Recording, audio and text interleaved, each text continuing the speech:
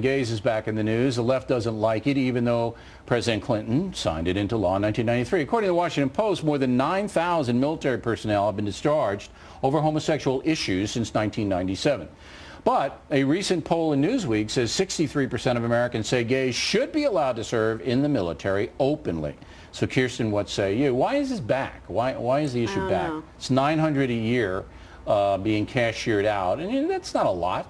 In a military force that is a 500,000? Well, but there have been stories that have come out about translators. In 2006 there was an Arabic translator, and there's been about 53, I think, translators who have been kicked out for being gay, and this is one of the areas where we're having trouble recruiting people, and we do need people, and so I think it is newsworthy. Why now? Why is this coming up now? I think, I don't know. I'm sure that, you're going to blame left-wing media bias. I'm not going to. I'm just going to go out on a limb. I don't have any evidence to blame that left-wing media bias on this one, but I'm just wondering I think that why it's a big deal now. Because I do think these are important stories, and I think the fact that we are having trouble recruiting these people, and yet we're kicking people out of the military. We also have, military people coming out, saying that they think that it's time to get kicked out of the military. Again. Do you know that? But I don't, Bill, I'm sorry. It's like going to jail. It's hard to get in jail. You have to almost try to get in jail. Yeah, it's hard to get kicked out of the military. You have generals coming out saying that they think it's time to look at this policy again. That we have always had that. We have evidence of the last 14 years that actually looking at Britain and looking at the UK that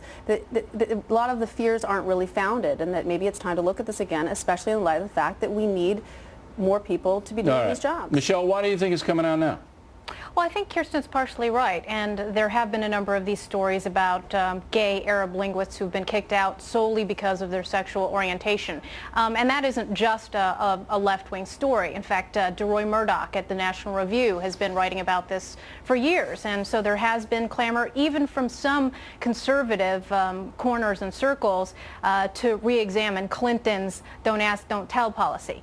That said, there's no question that there is an agenda on the part of things like the New York Times editorial board and institutionally at their corporate management and places like the Los Angeles Times to exploit these kind of issues because it's a wedge issue. And what they're trying to do, and you saw this in the debates actually, is to try and drive a wedge among the social conservatives and the moderate conservatives running for president on the Republican side, to get them to try and force them to choose between national security and social conservatism.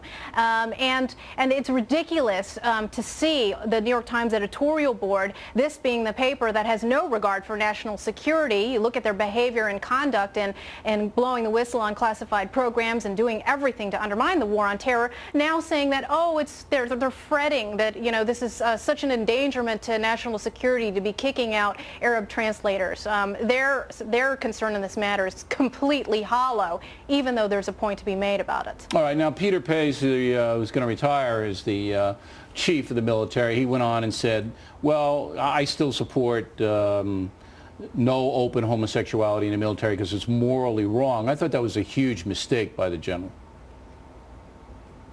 Michelle? Well, he gave his view. Now he's out. And, I'm not privy to the conversations about Yeah, but I don't think you should make decision. it personal. I mean, I've always said a don't ask, don't tell works because you don't want disruption in the barracks.